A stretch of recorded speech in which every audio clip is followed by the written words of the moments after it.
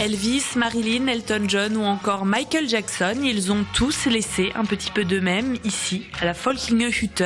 Que ce soit des costumes de scène, des accessoires, des vinyles signés, ils ont marqué la jeunesse des 84 000 visiteurs qui se sont déjà pressés à l'exposition Génération Pop. Entre émotion et nostalgie, elle invite à un voyage dans le temps, au pays des souvenirs. Nous sommes ici dans la salle des Soufflantes de l'ancienne usine sidérurgique de Saarbrücken.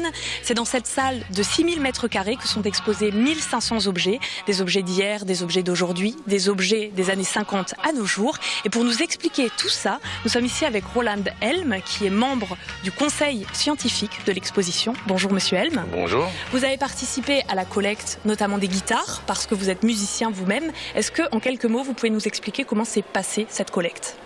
J'ai une collection de guitares électriques moi-même, 50. Je connais des collectionneurs en Sarre qui ont des guitares très précieuses, de Fender et Gibson, tous les classiques des années 50.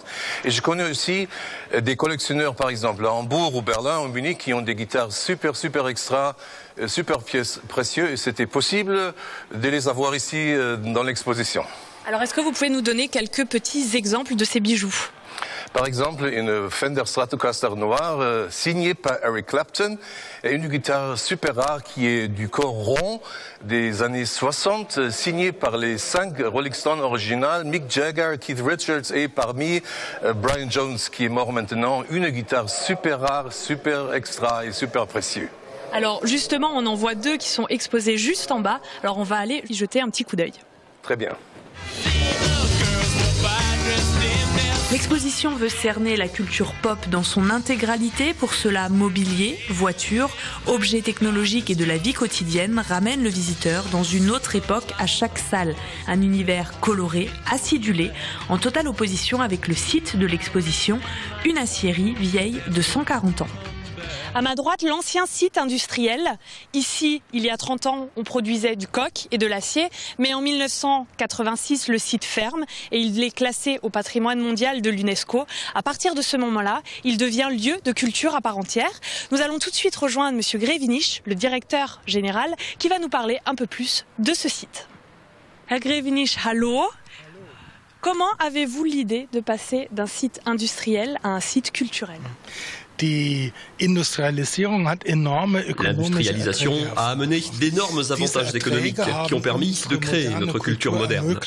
La culture du théâtre, des musées, mais également la culture indépendante. Et nous avons voulu, sur ce site de la Folkehütte, reprendre cette culture industrielle pour la montrer aux visiteurs.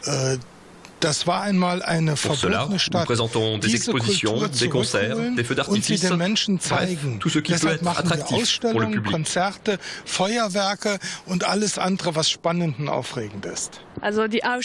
L'exposition majeure en ce moment s'appelle Génération Pop. Pour vous, que signifie être pop ? La pop est la base de nos émotions. Pop signifie entrer en communication avec les gens, aimer les choses. C'est pourquoi c'est quelque chose qui nous touche tous et c'est naturellement un phénomène industriel et culturel.